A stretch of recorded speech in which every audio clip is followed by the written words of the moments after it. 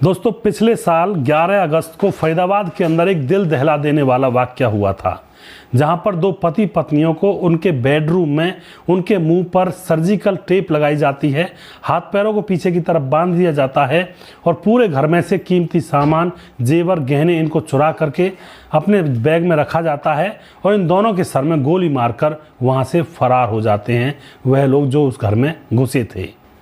दोस्तों, इस हत्याकांड को यहाँ पर हम सुखवीर हत्याकांड के नाम से सभी लोग जानते हैं। बड़ा ही यहाँ पर दिल दहला देने वाला यह हत्याकांड फरीदाबाद के अंदर हुआ था।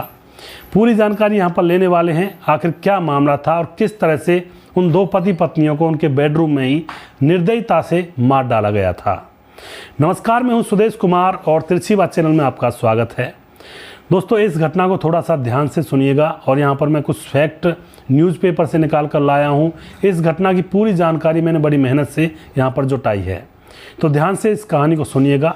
यहाँ पर सारे फैक्ट आपके सामने रखने वाला हूँ। दोस्तों, यह घटना हरियाणा के फरीदाबाद की है। हरियाणा का जो जाना माना शहर है फरीदाबाद, इंडस्ट्रियल एरिया हुआ करता है हमारे इलाके का। यहाँ का एक गाँव पड़ता है जसाना गांव के अंदर 11 अगस्त 2023 की यह घटना, यानी कि अभी से पिछले साल की यह घटना है। जसाना गांव के अंदर एक मोनिका नाम की लड़की रहा करती है। मोनिका, जिसके एक भाई का नाम मनीष है और एक दूसरा भाई है ब्रह्मजीत, और जिसकी पत्नी का नाम होता है उषा, और मोनिका के पिता का नाम होता है रामवीर। यह सभी लोग जसाना गाँव के ही निवासी हैं। मोनिका की शादी 2013 में कर दी जाती है। पति का नाम होता है सुखवीर। वह फतेहपुर के गांव चंदेला का रहने वाला है। फतेहपुर पड़ता है फरीदाबाद के पास में ही, थोड़ा दूर। और सुखवीर की अपनी कंपनी है, यानी कि बहुत बड़ा आदमी है, पैसे वाला है। तो इस लड़की मोनिका की शादी 2013 में सुखवीर से कर दी जाती है। ये दोनों पति पत्नी आराम से हंसी खुशी रह रहे थे।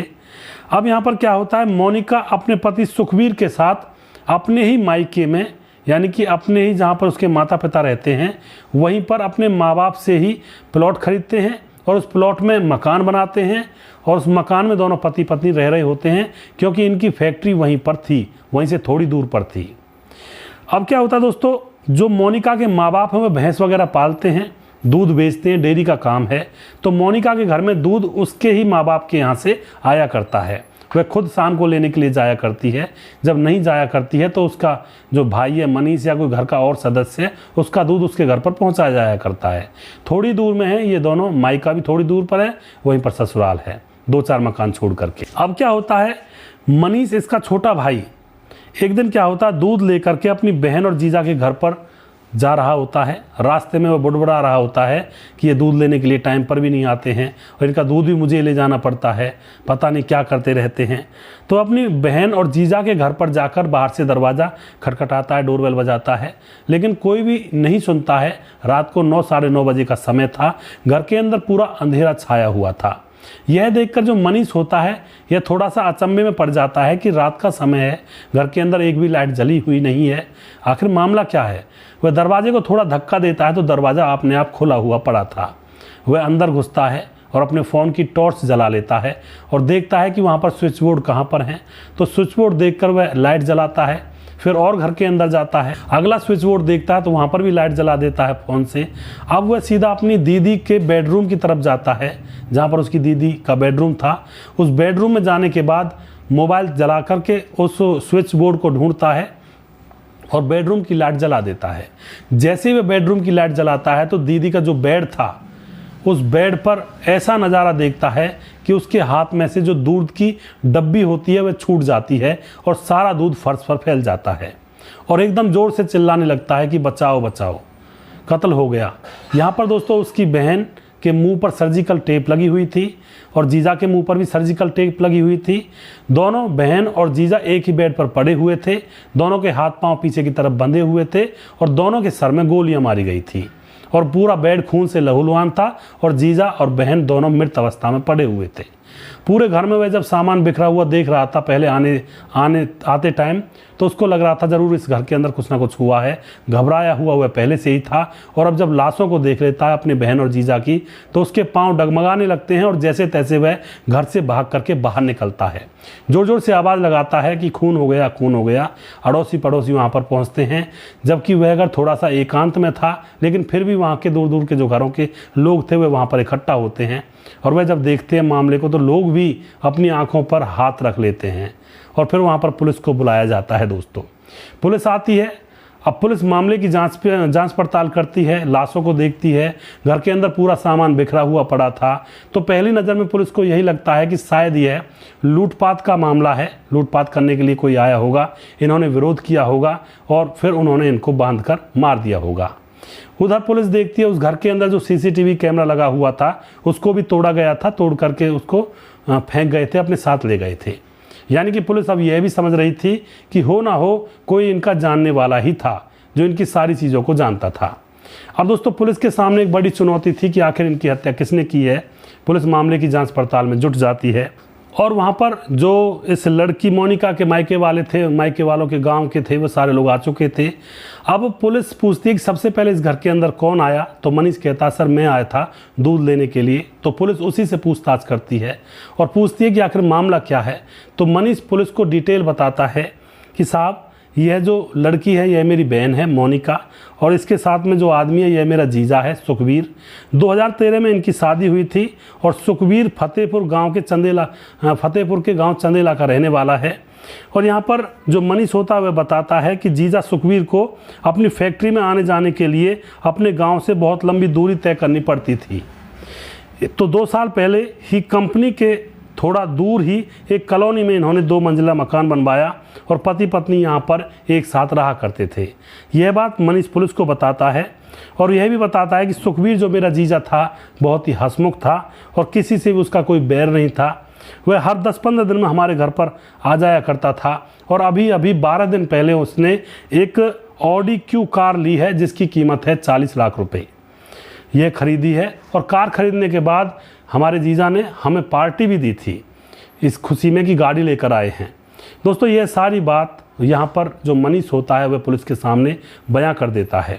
अब जो साला होता है मनीष, वह बताता है कि उसके जीजा सुखबीर की गांव बड़खल में लिक्विड फिलिंग बनाने की फैक्ट्री थी, जो कि उसके घर से थोड़ी दूर पड़ती है। अगर गांव से आता तो बहुत ज़्यादा दूर थी।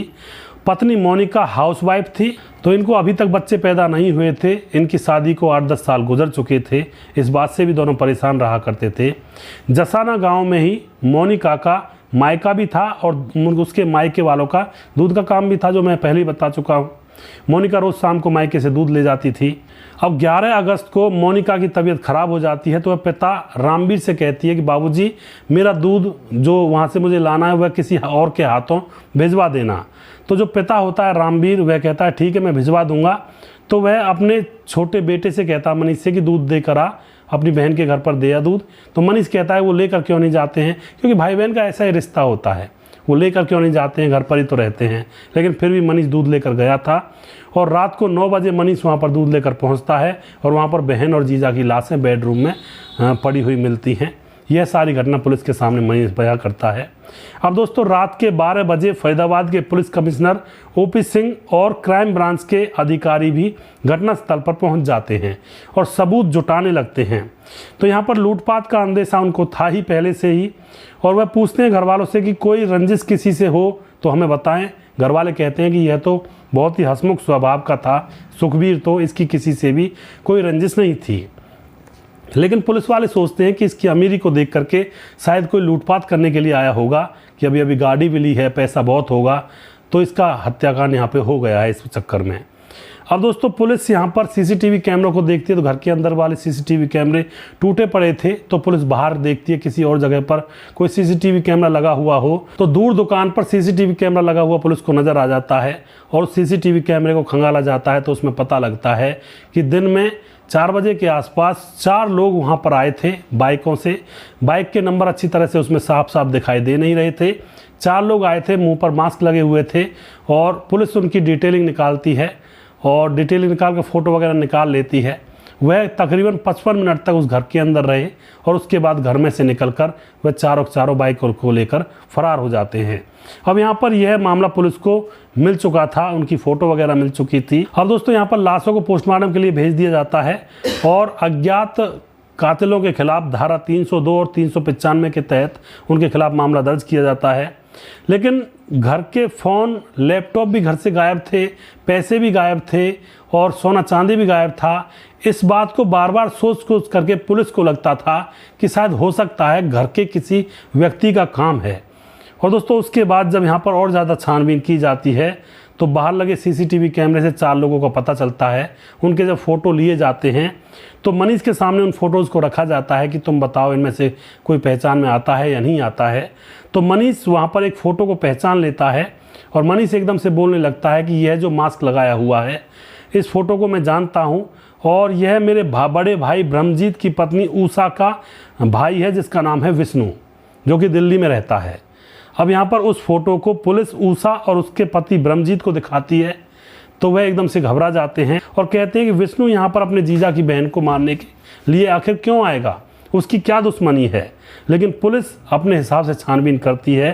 पुलिस ने विष्णु के एकदम से नहीं उठाया। विष्णु के फ़ोन की कॉल डिटेल्स, CDR लोकेशन वगैरह पुलिस ने पहले जांच की कि आखिर कहाँ पर इसकी लोकेशन थी 4 बजे कल, यानी कि 11 अगस्त को। तो पुलिस को पता लग जाता है कि जो विष्णु है उसकी जो लोकेशन थी वह वहीं उस घर के सामने, उस घर के अंदर ही बोल रही थी। अब पुलिस को पूरा शक हो जाता है कि विष्णु इन कातिलों में शामिल था। अब दोस्तों तुरंत जो पुलिस होती है, तिगांव की जो पुलिस होती है, वह विष्णु के घर, विष्णु कहाँ रहता था, दिल्ली के भजनपुरा में। तो तिगांव की पुलिस रात को सोते हुए विष्णु को दबोच लेती है और उसको पूछताछ के लिए तिगांव पुलिस स्टेशन ले आती है और यहाँ पर उससे अच्छी तरह से पूछा जाता है। तो यहाँ पर एक बहुत बड़ा राज खुलता है। दोस्तों जो विष्णु होता है ये शराब वगैरह का धंधा किया करता, 2 नंबर की शराब बेचा करता है। इसके साथ और भी लोग हुआ करते हैं। अब यह बताता है कि मैंने इस घटना को अंजाम दिया है अपने 3 दोस्तों के साथ मिल करके। पुलिस इसके ऊपर और दबाव डालती है और पूछती है कि आखिर किसने तुमसे कहा था। तो वह बताता है कि मेरे जीजा ब्रह्मजीत ने मुझे अपने जीजा, जिसका नाम है सुखवीर, उसको मारने के लिए बोला था, लेकिन उसने कहा था कि मेरी बहन मोनिका को मत मारना।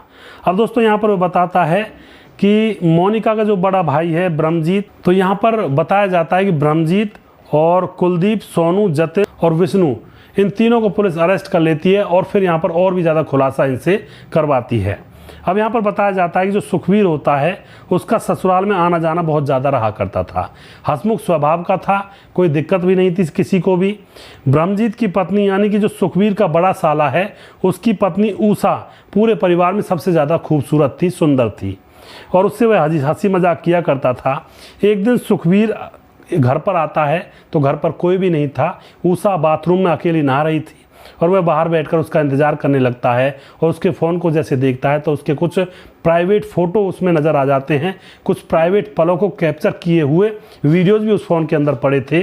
तो यहाँ पर जो सुखवीर होता है वह उन सारे वीडियोज़ और फोटोज़ को अपने फ़ोन में ट्रांसफ़र कर देता है और पूरी हिस्ट्री भी मिटा देता है, ट्रांसफ़र हिस्ट्री।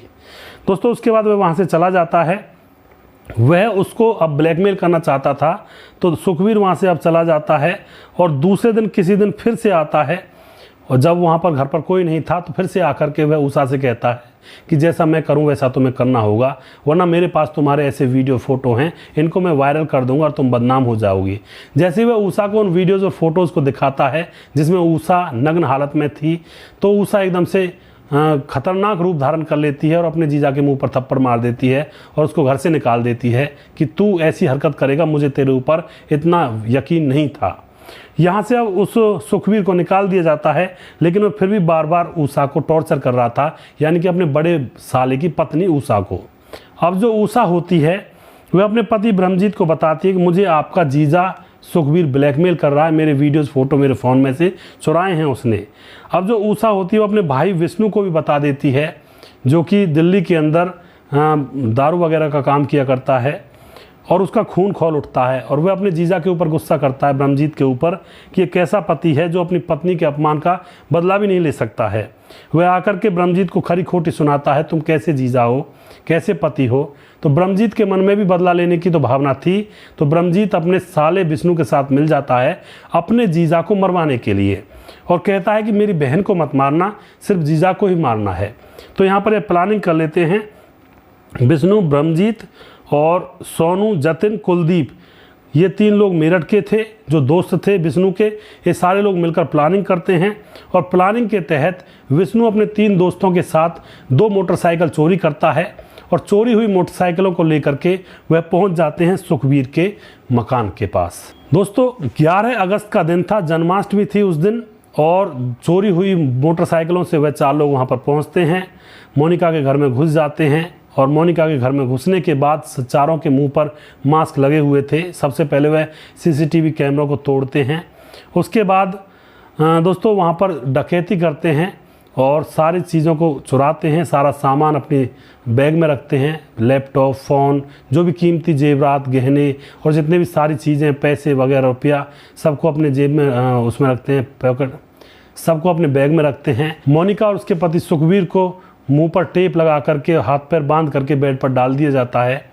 और दोस्तों अब यहाँ पर क्या होता है, अब जो सुखवीर होता है उसके सर में गोली मार दी जाती है, लेकिन मोनिका ने देख लिया था कि यह तो उसकी भाभी का भैया है, विष्णु को पहचान गई थी, तो विष्णु को मजबूरी में मोनिका को भी गोली मारनी पड़ती है।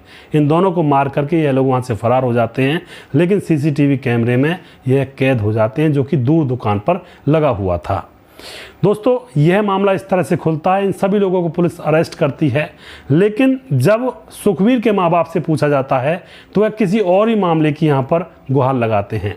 सुखवीर के माँ बाप कहते हैं कि सुखवीर ने गांव जसाना में ससुराल वालों से एक प्लॉट खरीदा था और पैसे दे चुका था और उसको अपने नाम नहीं करवाया था, यानी कि रजिस्ट्री नहीं करवाई थी, और विश्वास करके सुखवीर ने मकान बना लिया था उस प्लॉट के अंदर, लेकिन नाम वह भी उसके ससुराल वालों के ही था।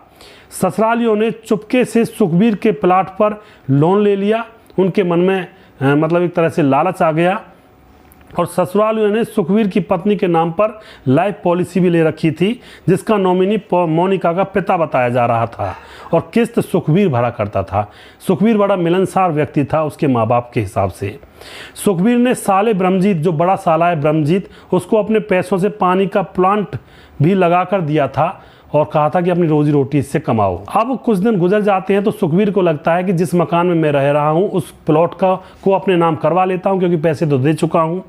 तो सुखवीर ने प्लॉट को अपने नाम करवाने के लिए अपने ससुराल वालों से कहा, तो यहाँ पर ससुराल वाले उसके खिलाफ साजिशें रचना शुरू कर देते हैं, और ब्रह्मजीत जो बड़ा साला है सुखवीर का, उसकी पत्नी के फोटो उसके सुखवीर के फ़ोन पर भेजे जाते हैं और फिर उसको ब्लैकमेल किया जाता है, उसके ऊपर आरोप लगाए जाते हैं। लेकिन सुखवीर कहता है कि मुझे तुम फंसाओ मत, मेरा प्लॉट मेरे नाम कर दो, मैंने तुम्हें पैसे दे चुका हूँ। लेकिन सुखवीर को वह पैसा नहीं देना चाहते थे, ना ही प्लॉट देना चाहते थे, उल्टा फंसा करके वह घर हड़पना चाहते थे। अब दोस्तों यहाँ पर क्या होता, सुखवीर जब नहीं मानता है तो ये सारे ससुराल वाले सुखवीर के खिलाफ प्लानिंग करते हैं और सुखवीर को रास्ते से हटाने का पूरा यहाँ पर प्लान बना लेते हैं, और उसके हत्या करने के बाद उसके मकान को हड़पने की यहाँ पर साजिश रचाई जाती है, और इस साजिश में वो कामयाब भी हो जाते हैं। लेकिन दूर एक दुकान पर लगा हुआ कैमरा सारा राज खोल देता है और इन सभी लोगों को जेल हो जाती है। तो दोस्तों यह था फरीदाबाद का सुखवीर हत्याकांड, जो कि बहुत ही ज़्यादा चर्चाओं में रहा था, जिसके ऊपर बहुत सारे लोगों ने प्रतिक्रियाएं जताई थी। ऐसा नहीं होना चाहिए। ठीक है, सुखवीर पैसे वाला था, विश्वास भी करता था ससुराल वालों पर, लेकिन ससुराल वालों ने उसके साथ धोखा किया, उसको ज़बरदस्ती मार डाला, और सुखवीर की पत्नी मोनिका की भी जान यहाँ पर बिना मतलब के चली जाती है। दोस्तों आप इस घटना के बारे में, आप इस हत्याकांड के बारे में क्या कहना चाहते हो, अपनी राय कमेंट बॉक्स में लिख सकते हैं, लोगों के साथ शेयर कर सकते हैं। अगला प्रोग्राम मैं जल्दी फिर से लेकर आऊँगा, तब तक आप खुश रहें, सावधान रहें, रिश्तों की अहमियत को समझें और किसी के ऊपर ज़्यादा विश्वास ना करें। इस कहानी से हमें ये सीख मिलती है, कहानी क्या सच्ची घटना है, इससे हमें ये सीख मिलती है कि ज़्यादा किसी के ऊपर विश्वास ना करें, चाहे कोई ससुरालिया है या फिर कोई अपना भाई है या कोई रिश्तेदार है। अपना सिस्टम से रहें, ज़्यादा विश्वास के चक्कर में ना पड़े, वरना लालची लोग कुछ भी कर सकते हैं। दोस्तों इस घटना को मैं बहुत ही मेहनत से निकाल कर लेकर आया हूँ, और इसके बारे में आप जो भी प्रतिक्रिया देना चाहते हैं आप कमेंट बॉक्स में लिख सकते हैं। इसको लाइक करें, शेयर करें, और आपकी बहुत बहुत मेहरबानी होगी। अगला प्रोग्राम मैं जल्दी फिर से लेकर आऊँगा, तब तक आप खुश रहें। जय हिंद, जय भारत।